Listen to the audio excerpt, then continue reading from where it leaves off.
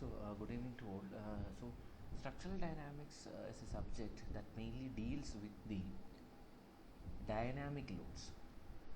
That is, we have so far studied about static loads. That is, whether it is a load that is not moving. But in reality, the loads are not static.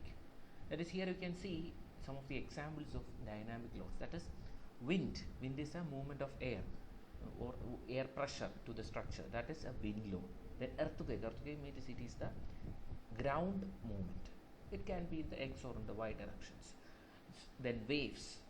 Then traffic. That is then rotating machines, etc. These are the loads which are moving. So the analysis which deals with this type of load is known as dynamic analysis, and that is our subject. That is structural dynamics. So basically you can see here a static analysis. Here you can see there is a beam and a load is given, that is noted as F. F means that is a constant load. But whereas in the dynamic analysis, the load will be a function of time. So if I am having a load, that is, here you can see that is load versus time graph, the load is constant throughout the whole period. But in the second case, whereas the dynamic analysis, here we will be dealing with the load which is changing with respect to time. That is, if I am taking a wind load, initially, if at some point of time there will not be any wind, so wind pressure will not be there, therefore the load will not be there. But in the case, but after some time the load will be increasing. So there is a highest peak, a lowest peak is there. There may be no load condition may be there. So that type of load will be, we will be dealing with such type of load in this dynamic analysis. So here it is written, force is constant over the time and the rate of loading is very small. Here the force is varies over the time and the response varies with time. As that response means, if I am applying a load, there will be a deflection. For example, a beam, there it can have a deflection. So that deflection will vary if the load is also varying with time. So there is a change. That is a change between the static and dynamic analysis. And the static analysis is mainly solved by many methods. One of the very common method is equilibrium conditions. I think you all know what is equilibrium conditions. That is the sum of the horizontal forces, sum of the vertical forces, sum of the moment at point will be zero. That is the equilibrium condition. Next is force displacement relationship and compactibility condition. That is things you will be studying in your structural analysis in this semester itself. So you will get an idea. That is, there are structures which can be solved by equilibrium conditions, but there are other structures which cannot be solved alone by equilibrium conditions. So for that we will be using some other methods. So those all things are coming under this static analysis. But in our subject, we cannot use these methods to solve this type of loading. And here this static and dynamic analysis, here the static analysis, the load is the displacement, that is a deflection, will be a constant. But here you can see there will be a change in displacement. So when there is a change in displacement, that will lead to, what is change in displacement per time? That is velocity. Then velocity, if there, what is the change in velocity? That is acceleration.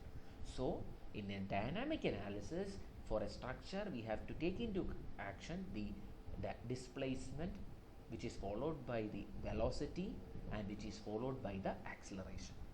And so these are the things, that's a basic difference between a static analysis and a dynamic analysis.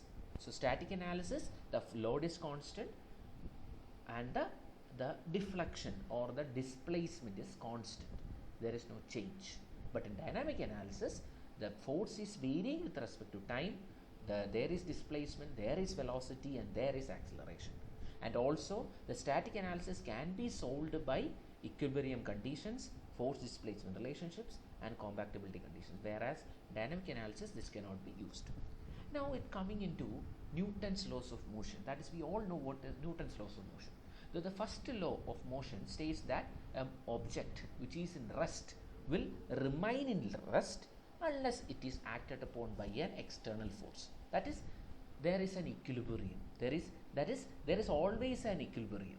It will, if it is in rest, it will be in rest. If it is in uniform motion, it will be in uniform motion, unless it is acted upon by an external force. We are not taking into only after taking the external force there will be a change can happen. So that is Newton's first law. So Newton's first law, based on the Newton's first law, is the basis of the static analysis, whereas in dynamic analysis we are going to take the Newton's second law. That is, you all know what is Newton's second law. That is the first law. You know that the motion says that the object will remain at rest or in motion unless it is acted on by an external force. But coming into the Newton's second law, so it states that if I have to accelerate a body, there should be an unbalanced force acting in the body. So from that only we have the most important equation: force is equal to mass into acceleration. F is equal to m into a. That you have all studied in your, even in starting of the school itself. We are studying that. So if a body is to be accelerated, we will be having a force should be applied, and that force will be equal to, if it is accelerating, that force is equal to mass into acceleration. So here in this small figure you can see there are a number of forces are acting: F1, F2, F3, etc. F1 and F2 are acting in the left direction, F3 in the right direction towards the right, F1 F2 in the towards the right, F3 in the left direction. So the net force, I am taking it, the net force will be equal to, if I am just taking the rightward forces as positive and leftward forces as negative, that is F1 plus F2 minus F3. That is a net force. That, so the body and the body will move. So if the body will be in equilibrium if the net force is 0. But Newton's law says that according to Newton's law, there will, if there is a net force, that is a force is not equal to 0, then the body will move with an acceleration, and that force, that F naught, that is a F net. Due to the F net, it will be moving with the acceleration. So this is the thing that's happening in the dynamic analysis. That is, if I am applying a force, a horizontal force is applied, be it a wind force or a earthquake force or a wave force, what is happening? There is the body will be moving, or the structure will be moving with that acceleration. That is coming under the dynamic analysis. That is a base. So Newton's second law forms the basis of the dynamic analysis. And there is an important principle that come into this consideration is the D'Alembert's principle. That is a very important principle, and the principle states that if we are having an unbalanced force, that is net force, if I am having an unbalanced force, I can consider that force to be in equilibrium. I can make the body to be in equilibrium by applying a force opposite to that net force, and that force is known as inertia force, and inertia force is equal to mass times acceleration. That is if a body is moving, there will be acceleration, and what will be the force? F is equal to m into a. Then if I have to make that body in equilibrium, I can apply a force in the opposite direction, and that force is known as inertia force. That is equal to F into m. So that is the principle, that is D'Alembert's principle. So that is this principle is mainly used to formulate the equations and everything. So you need to know about the definition. That is the principle states that we have an unbalanced force on a body. We can consider a fictitious force which is equal or opposite to the unbalanced force and treat this as an equilibrium. So if I am applying a force to the opposite direction, that this force, the body will be in equilibrium. So that form. So the body will be in dynamic equilibrium. So it will be in, that is, in the first law we are only having static equilibrium, but the second law is dealing with dynamic equilibrium. So the main point you have to know in this regard is that Newton's second law is the main law which is governing the dynamic analysis. And D'Alembert's principle states that if I am applying, that is, if a body is moving with a net force, if I can apply a force that is equal and opposite to the net apply a force which is opposite to the net force and make the body in dynamic equilibrium, and such a force is known as inertia force, and that is equal to mass into acceleration. So that is the main thing you need to know about this principle. And coming into here you can see so again some difference, that is in static analysis, that equilibrium there is no unbalanced force and no acceleration, but in dynamic analysis, that is in dynamic equilibrium, there is a force that is equal to mass into acceleration. So dynamic analysis needs consideration of inertial effects, and the solution at each time instant is computationally extensive. So the meaning of that is that in static analysis we can easily do the problem, and you can easily find out what is the reaction, what is the bending moment, what is shear force, etc. But in the case of dynamic analysis, there at each moment of time, each time the force is varying.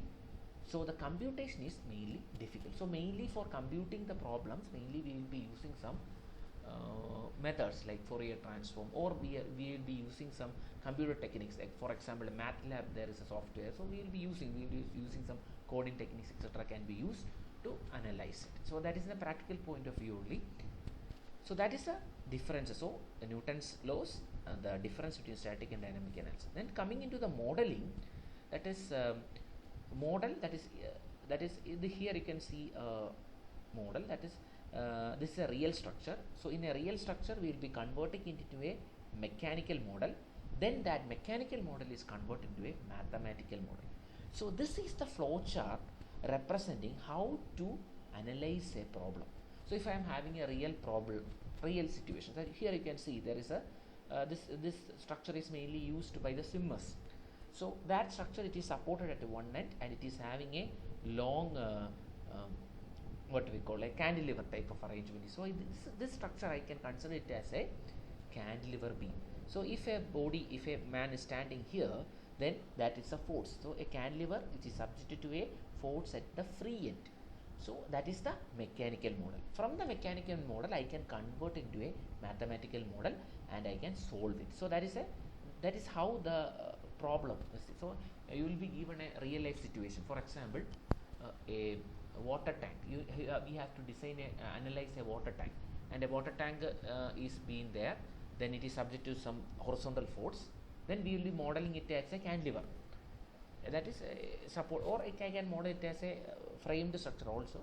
So thing is that first one, the real structure is converted to mechanical model, and the mechanical model, in the mechanical model we will be applying some properties. And for example, you can see here, while preparing the mechanical model, I have converted this into a cantilever beam. So while converting the cantilever beam, I will be having I'm assuming a lot of things. First, one assumption is that this end is fixed. That is one assumption. Then material property, I am considering that it is a homogeneous material. Then there is a load. A load is applying at the free end. There are some boundary conditions. Boundary conditions means the supports. So many assumptions we will be doing. So from the assumptions only we will be moving into then only we will be converting into the mathematical model. So this equation, I think you know, that is d square y by dx square is equal to m by ei. So that equation is mainly used to find out the deflection. That is, by integrating we will be getting the slope. From the slope again integration will be getting the deflection. So then we can solve it by various methods. One method of it is by solving by integration. So while I am doing a problem in dynamic analysis, this will be my steps in which I can analyze the problem. And this is the next important thing, elements of a dynamic system. That is, what is meant by elements? Elements means, that is, if I have to represent a system, then in dynamic analysis, what is really dynamic structures? That is a structure which is undergoing a vibration. That is, if I am applying a load, a horizontal load is applied, it will be vibrating. So in order to model that vibration, or in order to create a model of that system, I need some parameters, and that parameters is known as elements of a dynamic system. The importance of this is that whenever I am getting a problem to solve, I will be converting that into a system or a dynamic system which is having these elements. The first element is mass. That is, in the starting we have said that force is equal to mass into acceleration. F is equal to m into a. That is from the Newton's second law. So that is the basis of our dynamic analysis. So mass. So first important thing is mass. Okay, that is F is equal to m. Second important thing is stiffness. That is, you just imagine a structure. A structure is supported at one end, and it is undergoing a structure which is supported at one end. Then it is undergoing a deflection. So let us consider a small structure. This is a framed structure. Two columns are there. Then in the top there is some loading. Let some loading will be. Let there be a UDL or UBL, like some load is there. So this is the structure. This is, then here a force is been applied. Okay. Let that force can be it is a dynamic force. That is the force which is a function of time. So that is a function. So what will be happening? This structure will be vibrating. It will be vibrating like this. Again, since we all know that this is a force, it is always changing with respect to time. So initially the vibration will be different. Then the next moment it will be another vibration. So there will be a vibration. We are assuming that these ends are supported. So after the first element is mass. Okay, if I am to model a structure, the first element is mass. That is because why we are using mass? Because the structure there is some load is there. The load here, there can be load. It can be UDL. It can be UDL. Then again, the load can be the weight of this beam. It can be a weight of the beam also. So that is, a mass is the first very important element. The second one is stiffness. Stiffness is, it is a restoring force per unit displacement. Restoring force per unit displacement.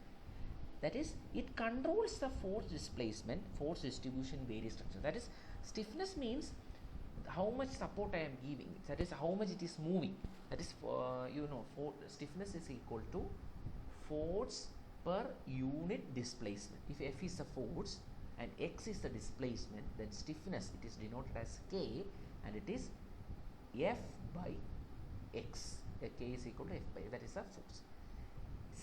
Second one it is, third one it is damping. Damping means, if I am applying a load to a structure, a horizontal load is been applied, as we see here, a horizontal load is been applied, it will be vibrating.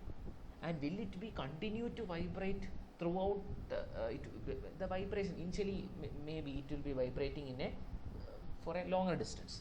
Then after some time, the vibration will obviously, it will be reducing. That is, maybe after some time it will be this much only vibration will be there. So there will be always a reduction. For example, if I am holding a scale and I am applying a horizontal load or a vertical load is applied, will the scale will be continue to vibrate? No. Gradually the vibration will be decreasing, and that is known as damping. So that is the damping means it describes the energy dissipation. The damping can be of various mechanisms. Maybe I can maybe due to the wind pressure, maybe due to the air resistance, maybe due to the damping can again maybe due to the stiffness. Stiffness means the material. It is a property of the material. The material, it can either be, maybe it will be very stiffer material. That is, it will be very hard, so that it will control the vibration. So that is damping.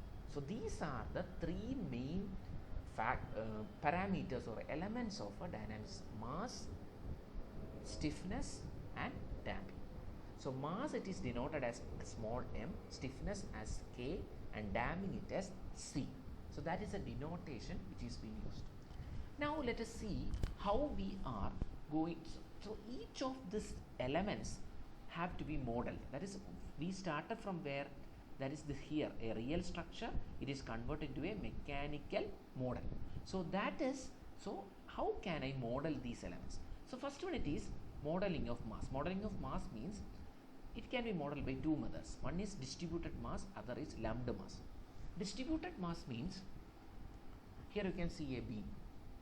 So I am considering that I am taking the weight of the beam together, and the weight is equal to the volume into the density. You will be getting the weight. From that you can find the mass. So the mass is distributed throughout the beam. That is, at each point there is mass. That is meant by distributed mass. Lambda mass means I am assuming that the whole mass is concentrated at some points, some important points. Here you can see at this middle center I am concentrating mass. For example, what is the importance of is that maybe I am going to do the dynamic analysis of a floor or a beam which is loaded with a heavy machine at the center. There is a machine which is at the center, and the weight of that machine considered to the mass of the beam, that's the self weight of the beam, is very high. So maybe the deflection caused by the mass of the beam it will be very less compared to that of the deflection caused by the heavy machine. So in that case, it is not necessary to take into account what is the total mass of the beam. So in that cases, we will be using lambda mass. So two types of modeling: distributed mass, another it is lambda mass. So you just need to know about the things. That is, the mass can be modeled in two methods: distributed mass and lambda mass, and this depends upon what is the real condition. That is, what is the real condition in the field, only we can model this. Okay. So that is the modeling of the mass. Another important term which we need to understand is another important term coming in this regard is that before going into stiffness and damping, it is the degrees of freedom. That is a very important term that you need to understand. In here you can see there is written kinematic indeterminacy. I am not explaining what is kinematic indeterminacy at this point of discussion, but after you have studied your kinematic indeterminacy in your structural dynamics, I will be explaining more on that. So now let us focus upon degrees of freedom, or more precisely dynamic degrees of freedom. So as you can see, the definition is written here. These are the number of independent displacements required to define the position of mass relative to their original position. Number of independent displacements required to define. That is, for example, here you can see a small system. A spring is there and a mass, a single mass is arranged, and it is subject to a force X. That is, it is moving in a direction X direction. I am not considering it is moving in the Y direction, only in horizontal direction it is now moving. So if I have to define what is the position of X, what is the position of mass, then there is only one mass is there and only one position will be there. X, maybe the X will be moving 1 meter. So what the position of the mass will be at 1 meter.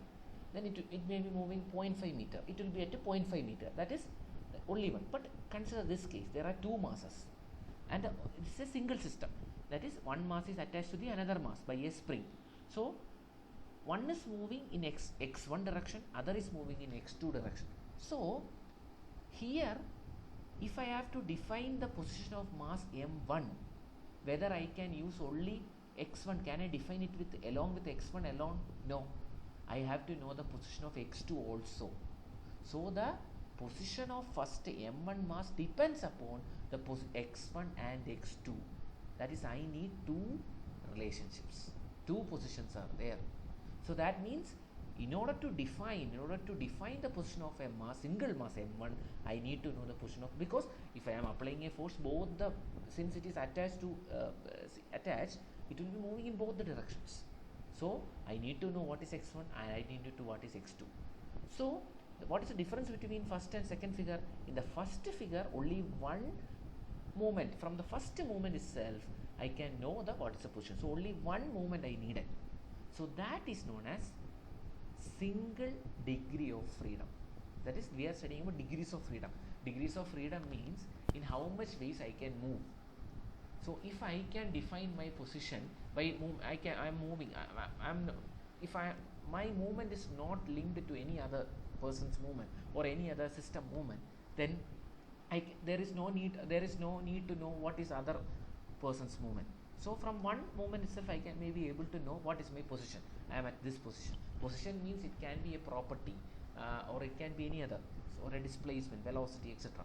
So here only one movement is needed. That is, so that system is known as SDOF system, or single degree of freedom system. So here that is known as, so degrees of freedom, that is degrees of freedom. So it is of one, first type it is single degrees of freedom. So that is the thing that is known as SDOF, single degrees of freedom, or SDOF. Second thing is, if two or more, above one is needed, that is known as multi degrees of freedom. So that is known as MDOF.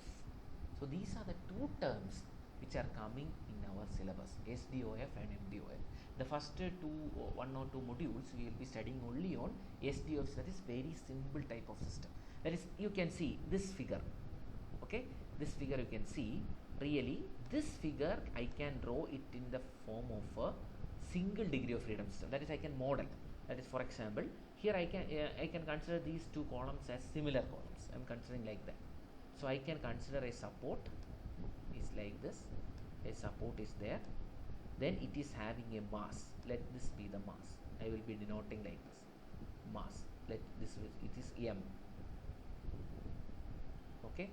Then I have said that in order to represent a system, I need three parameters. One is mass. The second one is stiffness. Stiffness is mainly denoted by like this arrangement. This is stiffness. It is denoted as K. Okay, that is K. That is a constant. Then another is damping. So damping, it is mainly denoted by this symbol. That is like this.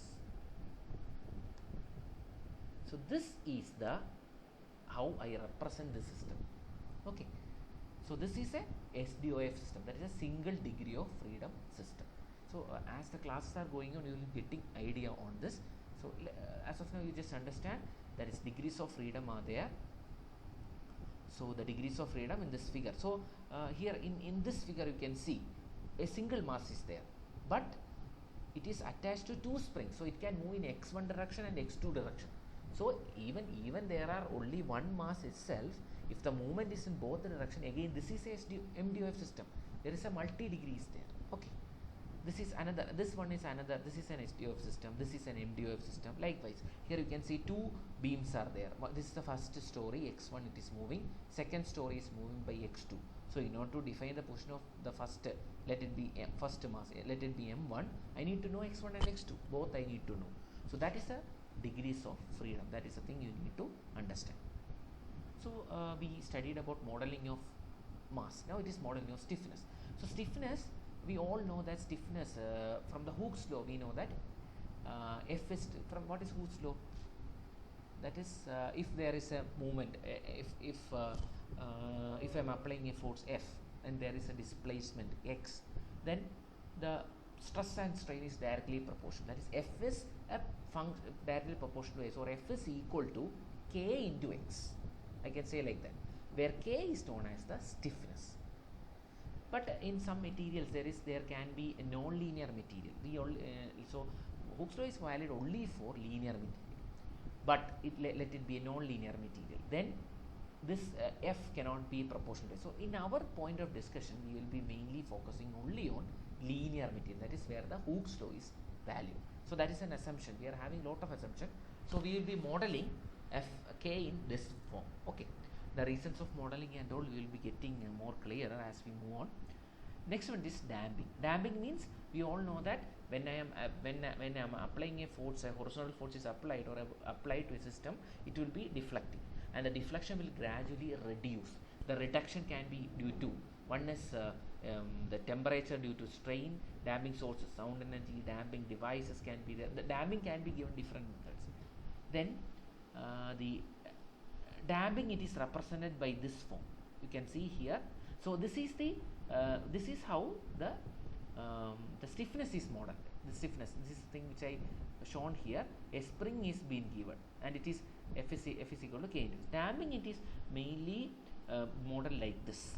A dashpot model is being given, and here damping, it is equal to, damping force is equal to C into X dot. I will explain what is X dot and all. So you just understand damping is represented by a coefficient known as C, that is damping coefficient.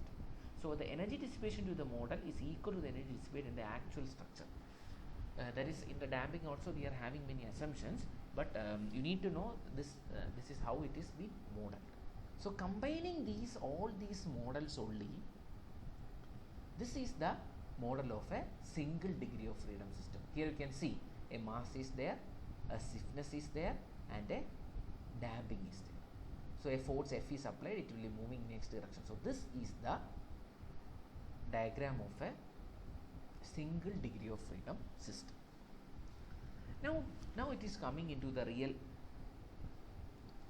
idea, that is, I have to, so what I have done, a real structure, it is now model. Now I have to find out a mathematical model. Only after getting the mathematical model I can solve this. So for getting the mathematical model, I need to form the equation of motion. So equation of motion is given by two methods I can do, either by using Newton's second law or by using D'Alembert's principle. Two methods I can use to formulate the equation. So here you can see, first is what is an equation of motion? That is, we have discussed earlier about the mathematical model. So then we have to make the first mechanical model, then mathematical. So equation of motion is coming in the mathematical model. So here you can see this is the single degree of freedom system. Now here I am drawing the free body diagram. Now this is a very important thing you need to understand. Here a force is applied, that is one force. Then there is stiffness. As we have seen there, the stiffness is given by F is equal to K into X. That is a force. The force due to stiffness is equal to K into X. What is K into X? X is displacement. Then the force due to damping is also a force. That is equal to C into X dot. X dot means, that is, it is written like this. So here if I am having a board mass like this, okay, mass is there will be a force, that is F into T. That is a dynamic force. Why it is always written F into T? Because it is a force which is changing with respect to time. Now it is force due to this stiffness, that is in the opposite direction. That is represented from Hooke's law. I can write that force is equal to K into X. K into X. Now this force due to damping, it will be also in the opposite direction. That damping force is equal to C, it is a constant, into X dot. X dot is velocity. So here three terms X dot, that is X is displacement,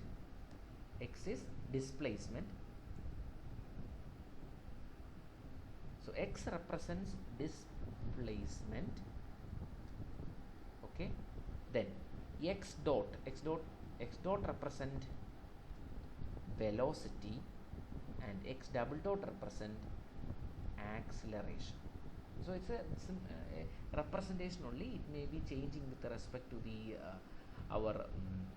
what is the, so X dot, in some textbook X dot, acceleration is represented by, if there is displacement there is velocity. Then if there is velocity, there will be a change in velocity is there is acceleration. X dot and X double dot. So here, by using the equation, the unbalanced force can be written F of T minus, both are in the opposite direction. Now by Newton's law, what we know?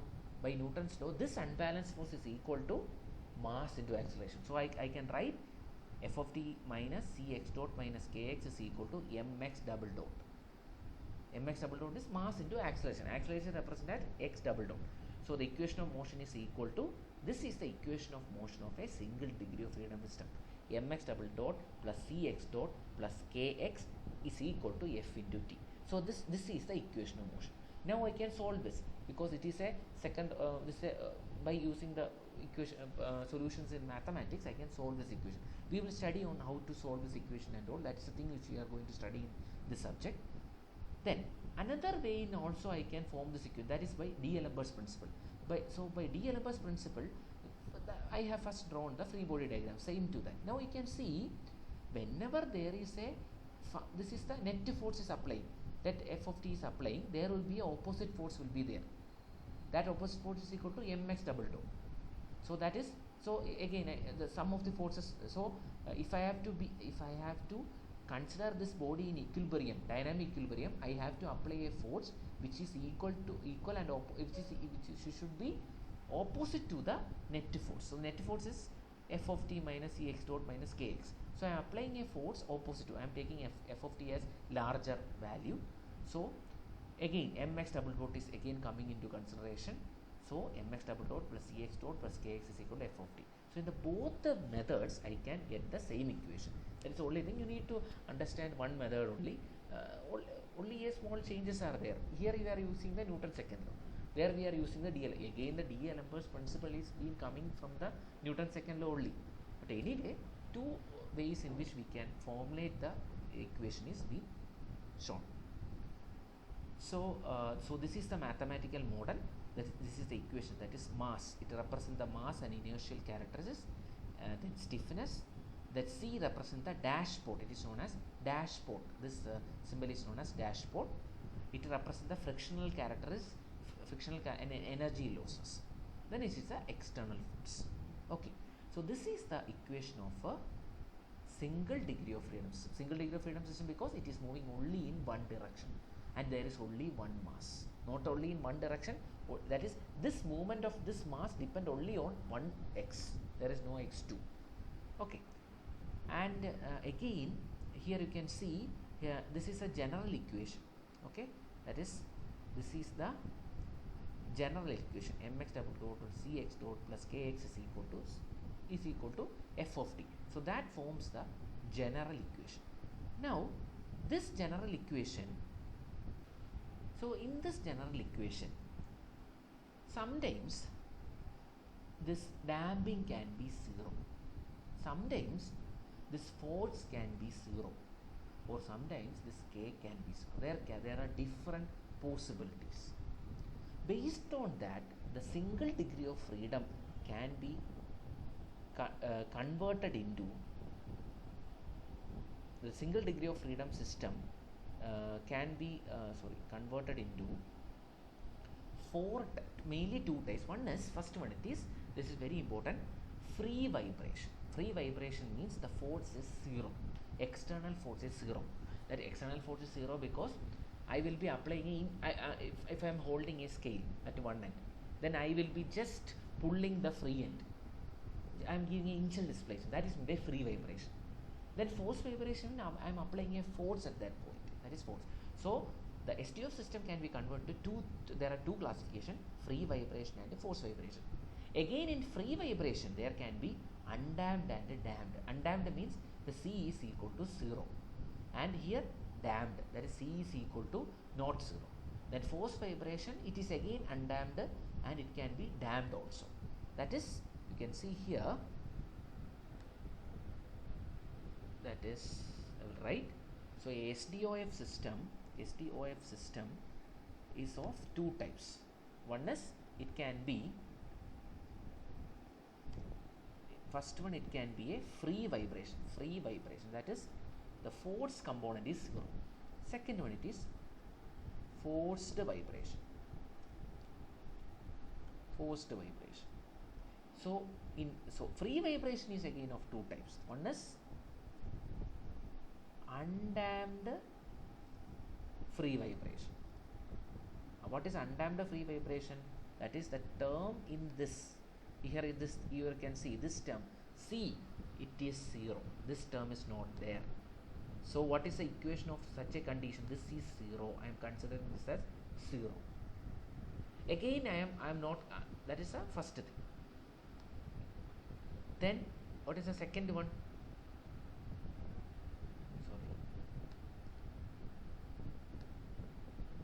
the second one is that it is damped vibration. Damped